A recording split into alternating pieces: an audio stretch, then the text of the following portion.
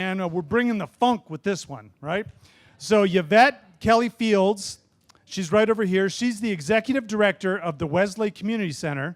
And this summer, she produced a show called Blame It on the Funk. So she is here tonight to teach something about Dayton funk music and the need for art funding in urban schools, and I completely agree. Please welcome Yvette Kelly-Fields.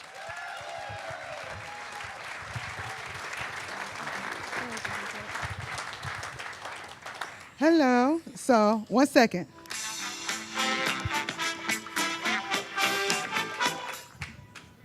The song that you just heard was from the Ohio Players that came out of West Dayton.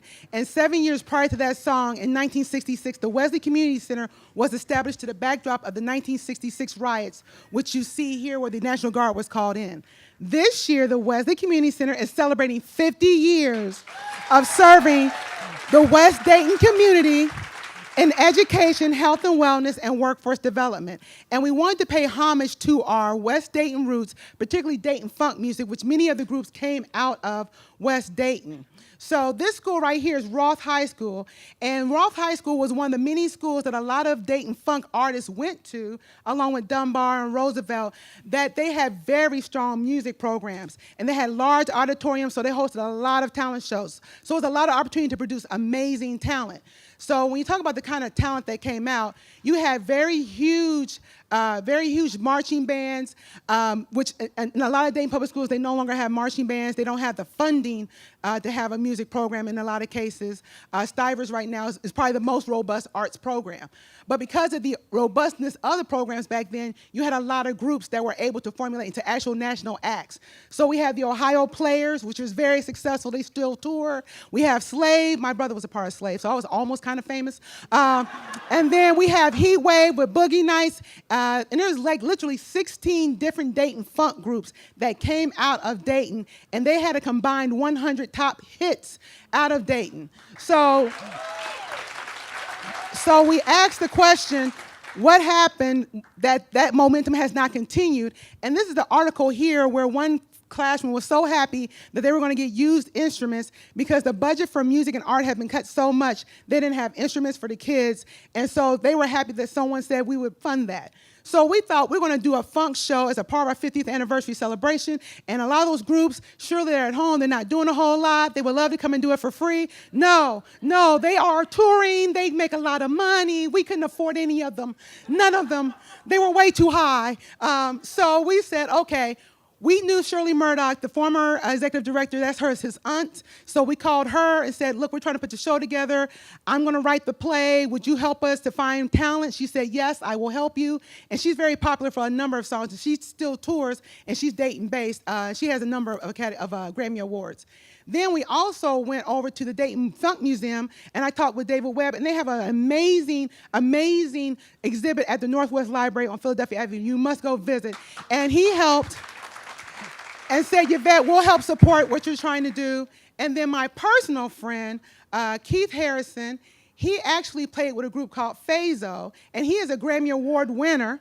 And one of his favorite songs is Riding High, which was featured in the show. So I went and talked to all these people and said, I'm going to write the play, and we're going to make it a whole love story, all set to Dayton funk music. And everybody said, that sounds like a great idea, Yvette. We'll help you get behind that.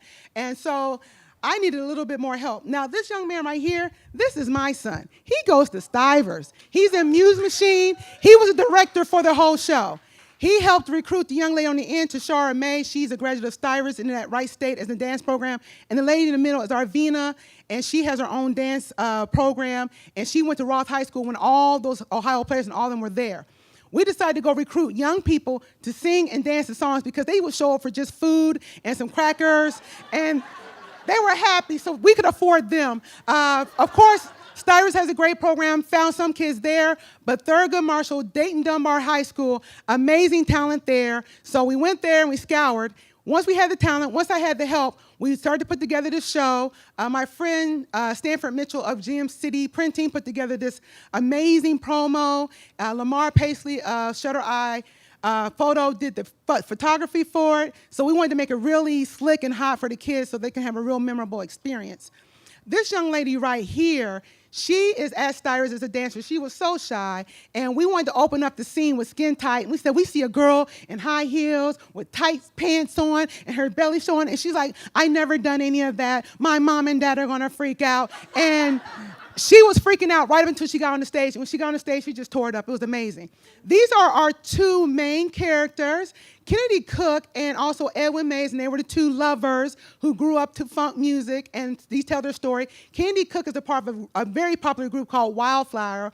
If you go on our Facebook page, Wesley Community Center, and like us, please like us, and then look at our videos, she sings Always and Forever, and it is amazing. She will blow you away. These two guys, we wanted a band. We wanted to actually have kids playing the music. None of these kids had ever heard of most of the Dayton funk groups. They had never heard of them. So this young man, Nico, went to Styrus. He's at some amazing school now. And the other guy is Kanan, amazing bass player. If you have a band and you're looking for an amazing bass player who'll probably play for like peanuts and beer, call him. All right. This young lady was one of our dancers. She's Arvina's daughter, but she's also the daughter of Mark Adams, who is a well-known bass player with Slave. He's known internationally. When he passed away, they did like an international tribute. She never got to know her dad, so when we played his songs, we had her come out and play along. It was beautiful. We were all crying. Then we have Keith Harrison, who selected this young man to actually sing his song for him. And he actually had him come out and sing and do the song Riding High. So he actually tutored this young man in how to do it. And the young man was so amazing. It was so magical being able to teach these young people about Dayton funk music, and they knew nothing about it. So all these young people were the ones who actually produced the play. And the girl right there with the little purple shawl thing, that's my daughter, Lyric Fields. It's a family affair every time you do something with me. We produced this show at the Masonic Temple on June 19th to a crowd of about 600 people. It was an amazing night, and former Mayor Ryan McLean was there. If you want to see the whole show, it's on her timeline on Facebook. I think she videotaped the whole thing. I hope there's no plagiarism charges there. But at the end, we had an amazing time and a good time, and I was so happy to produce, and I was glad it was over. And it was such a wonderful, wonderful thing. We really need much more money put into our arts programs here in Dayton. The Urban News needs that. So thank you so much.